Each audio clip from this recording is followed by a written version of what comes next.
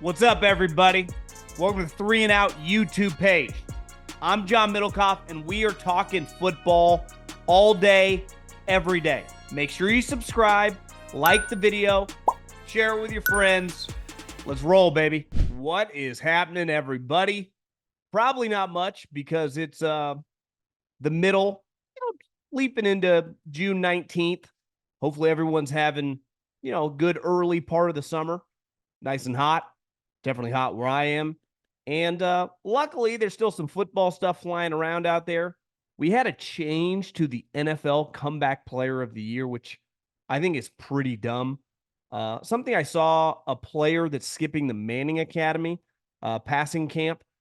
Austin Ekeler had some words about Jim Harbaugh, and rumors are circulating about Aaron Rodgers and his drug use, aka ayahuasca, and why he missed the Jets minicamp. So we'll do a little rapid fire. Nothing too crazy today, but definitely want to talk a little football before we dive too deep into the heart of summer. But before we dive in, I got to tell you about my friends, my partners, and the official ticketing app of this podcast. I say it all the time. Sun's out. You want to go do something? I got you. You want to go to an event? You want to go to a game? Obviously, baseball all summer long. Football training camp is like a little over a month away. And then we'll have preseason games, obviously college football, which is going to be a fantastic year because of the conference realignment. You have concerts. Everyone's going on tour. Clearly, these artists make a lot of money. And you know what? I went to a concert a couple weeks ago. They're fun. They're very, very enjoyable. I cannot recommend whoever you like listening to, go see them if they come near you, and do it with my friends at Game Time. Take the guesswork out of buying tickets with Game Time. Download the Game Time app, create an account, and use the code JOHN for $20 off your first purchase. Terms apply. Again, create an account and redeem the code JOHN for $20 off. Download the Game Time app today. Last minute tickets, lowest prices guaranteed. One headline I saw today that I thought, this is so dumb. Joe Flacco won the Comeback Player of the Year in 2024. Rightfully so. And I know Damar Hamlin escaped death, and it was remarkable that he was able to come back. But he didn't really play. Joe Flacco became the starting quarterback for the Cleveland Browns when Watson's shoulder didn't work anymore. He wasn't on the team. He wasn't the backup. He wasn't even in the league. As he had said, I was taking naps and taking my kids to school. I was waiting for my children in the carpool lane. Now, the league, or maybe the AP, whoever controls this award, has changed the parameters on how to win it. Now, listen, if you have a major injury and you come back and have a great season, no one ever argued that is an incredible accomplishment and you should win the Comeback Player of the Year. That's awesome. But now that is the only way to win the award. To have an injury or to have something happen to you physically that you overcome and come back and perform. I'm sorry, you can be the Comeback Player of the Year if you're literally not playing football. The other thing with Joe Flacco is he had been objectively awful for several years. And I know the playoff game did not go well. They got their butt kicked against the Houston Texans.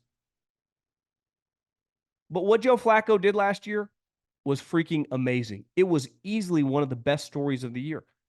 And when stuff like that happens, when a guy who has been a good player or a famous player either washes out of the league or is just kind of irrelevant for a couple years and come back and has either a Pro Bowl-like season or does something like Flacco does, they should be up for the award. I don't think we need to overthink this. Just because you shatter your leg and come back, you shouldn't, have the market cornered on the ability to vote for other people. And I just think this is stupid, and this is classic, like, what are we doing here? Did anyone argue about Joe Flacco's story last year? Weren't we all amazed by what was going on? He literally saved the franchise. They were in major trouble. I mean, they had problems when Watson went down. The guy came off the couch to lead them who 11 wins in the playoffs. If that's not a comeback story, I don't know what is. I saw this headline today. The Manning Academy is going to go on in the next couple days, maybe this weekend or next week. And every top college quarterback is going. Carson Beck, Quinn Ewers. You just go around. All the guys, Jalen Milroe, everyone who's someone in college football attends the event, just like they always have, right? All the top prospects go to the Manning Academy. Hell, Johnny Manziel once got kicked out of it. Yet there's one name missing, Shedeur Sanders. Now, I don't have the report, doesn't have the reasoning why he's not attending. I just know this Colorado thing has gotten a little weird.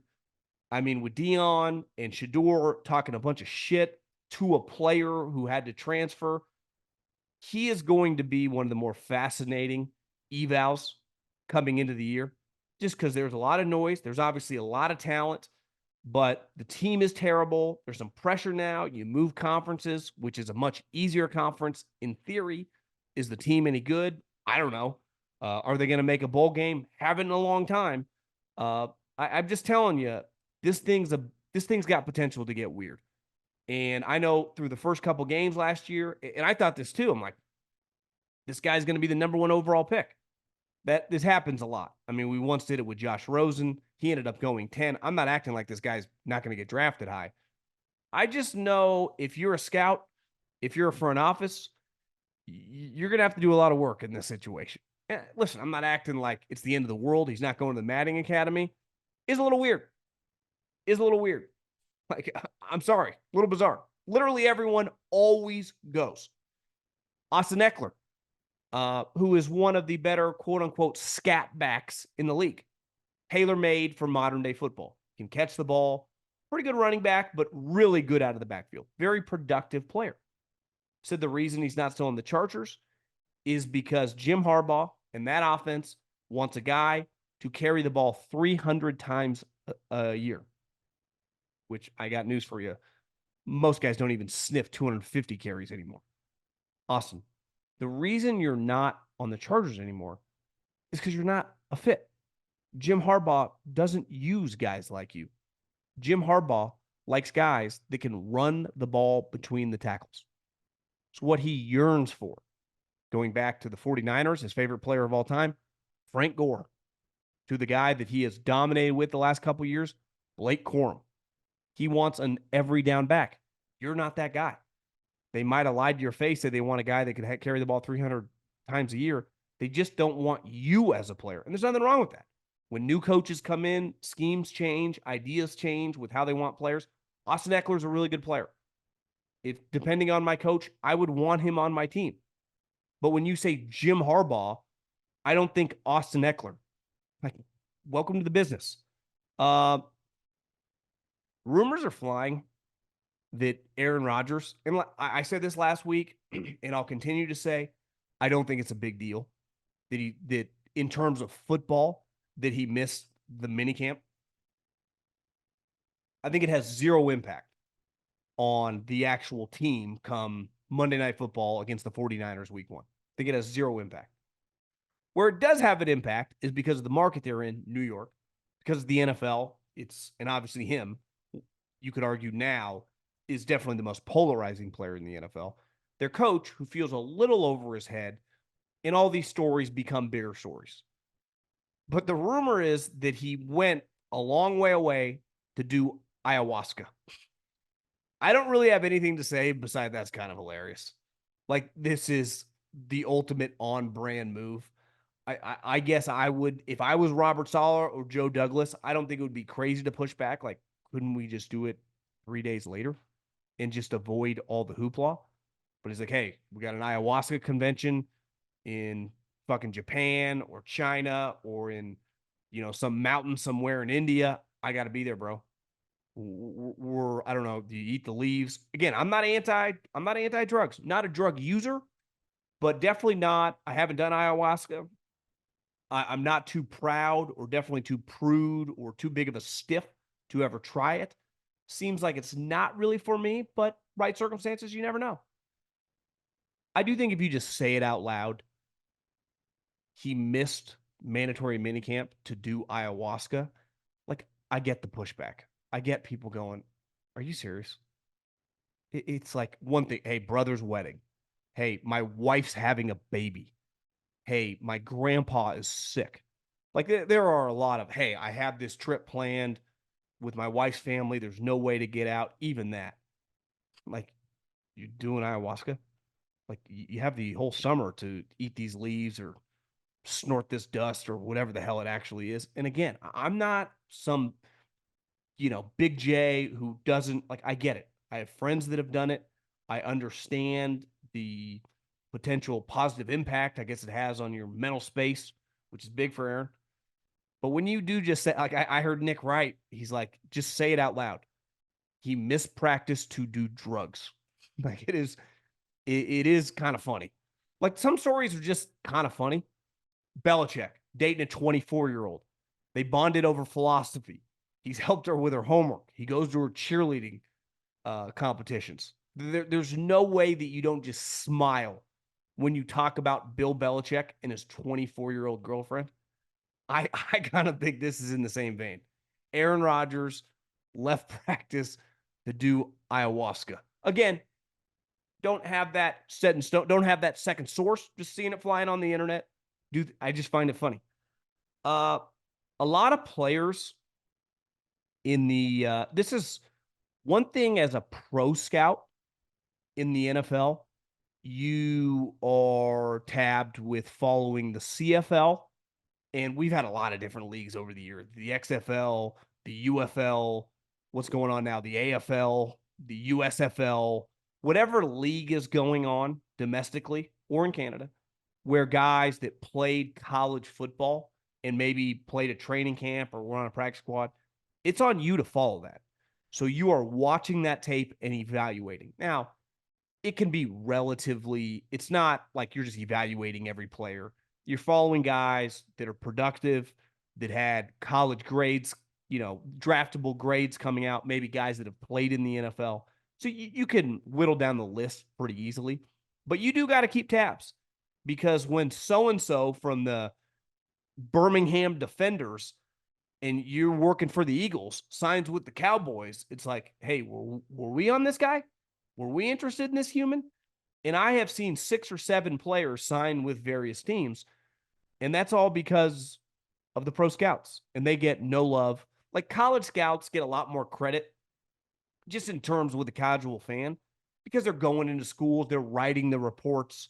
Hey, I love this guy. I didn't like this guy. The pro scouts is a pretty thankless job. You just sit in the office all day. You watch practice squad players. You basically write up every team, and you watch these leagues that no one is watching. Besides actually like 1 million people, I think they're actually doing relatively well in terms for what they are. But you do get a lot of credit if you sign one of these guys. And I'll never forget, I had one of my tasks my first year in the league was to keep an eye on this league that went under after 1 year. And this safety from the Sacramento Mountain Lions, I think they were called, Andrew Sendejo. I was like, God, this guy's a pretty good player. Plays the ball, hits people. And I went to my guy, Louis Riddick, who was our pro director at the time. I said, Andrew Sendejo, we should take a look at this guy. 10 years later, he has a long NFL career. No one listened to me, but hey, it is what it is. So props to all the pro scouts out there in the NFL grinding on USFL tape, because I'll promise you this, you get a lot of internal credit from your GM, from your head coach, and your owner if that guy were to make the team. Hell, it's an enormous win if a guy you sign from a league like that makes your practice squad.